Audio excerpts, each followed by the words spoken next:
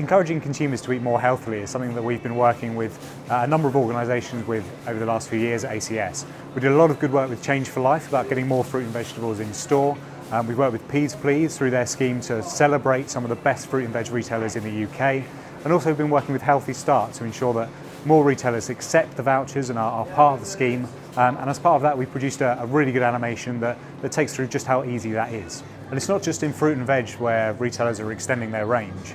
Retailers have responded to health trends and demands from consumers about other things like veganism and flexitarianism, around dairy alternatives, and also around this new idea of sort of performance nutrition. So you see a lot of protein and some other things coming into the market as well. And I think stores like this have done a really good job of changing their offer and diversifying what they're doing to meet the needs of a modern consumer. As retailers increase their range and diversify the amount of products that they're selling, they also have a responsibility to take action on both packaging and food waste. And some of the options for doing this are behind me here. We've got ways of reducing the amount of packaging in store, but there's not just pressure on this from consumers, there's also pressure on this from government and in a policy perspective.